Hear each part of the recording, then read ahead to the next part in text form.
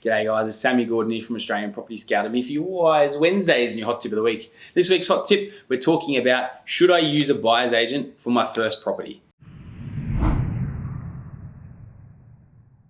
It's a question I get asked a little bit. Do you think it's worth the money? And obviously people expect me to say yes, right? Because it's what I do. But when you actually put it into comparison and what we're doing in the market, and if I had someone like myself when I was starting out, when I made my first purchase, it's a very interesting conversation and topic, because if I had someone that knew what I did and made the money on the way into deals that I've done for a lot of my first timers, it's honestly game changing. It's life changing, because you take someone's $50,000 deposit, you go put it into a property and make them another 40, 50 grand. Go check out my website, australianpropertyscout.com.au. I've literally got testimonials there from dudes who've made well over that amount on their first deal with 50, 60,000, even less. Some of them put into a deal. Actually, there was one dude, he probably put 40 grand into a deal, and 12 months after we purchased, so he paid it for 190. 12 months later, we got that thing revalued at $287,000, $97,000 increase. Do you think he was okay with paying the money for a buyer's agent fee? The simple answer is yes. You are leveraging the experience of someone who's been doing this game for a long time. So like with myself, I've been doing it now for over 12 years, right? It's a long time to be doing something like this in the market. There's a lot of experience. They're going to be putting you in the right markets. They're going to be taking you away from the herd mentality that a lot of first timers have. A lot of first timers, they always hear, oh, it's just Sydney and Melbourne that grow.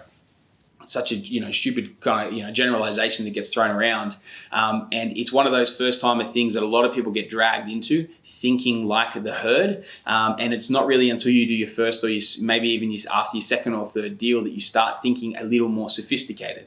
Now, the problem with that is that if you don't make a really good deal on your first one, like my first one, it was okay. I probably made about $25,000 on the way into it for a $275,000 purchase. I did a reno and forced a little bit more value onto it, so I did okay, right? I did all right.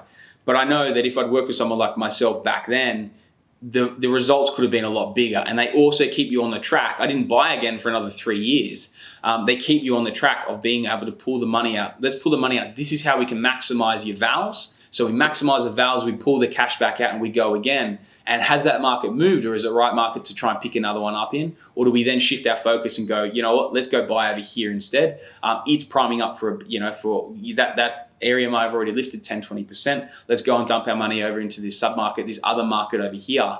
And the simple answer is yes. With should I use a buyer's agent for my first deal? You want to use someone's experience. You want to make sure they've got runs on the board. They've got happy clients, happy testimonials that they've made really good money from first-timer deals. That's a really key thing. You want to make sure you're using someone that has that ability, has that experience, really knows how to make the money, and show you how to build a portfolio the way you want to build it. It's not all about the first deal as well, but as a first timer, when you're starting out, you want to make sure you're making as much as you can. I know a lot of people, myself included, when I started out, I was on 35 grand a year, right? Bugger all. If I stuffed up that deal terribly, I wouldn't have been able to pull the capital out of that to help me go buy another one. If you make that same mistake, I know for me, 35 grand a year, it took me 3 years and living at home while I was in my teens to be able to afford to buy the first one. I certainly didn't want to have to do that for the second and third ones going on. You need to make sure you're making that money and that equity on the way in. The best way to do it is by using someone that's done what you want to do and that has runs on the board to make those sorts of margins on the way in, so you can replicate and do exactly the same thing. I hope that gave you guys a little bit of clarity. If you've got any questions, feel free, again, drop them in the comment section down below or send me a direct message. Happy to chat to anyone about your first purchase and run through a few things. But anyway, guys, until next week, that's another Wiiiiiiiiise Wednesday hot tip of the week.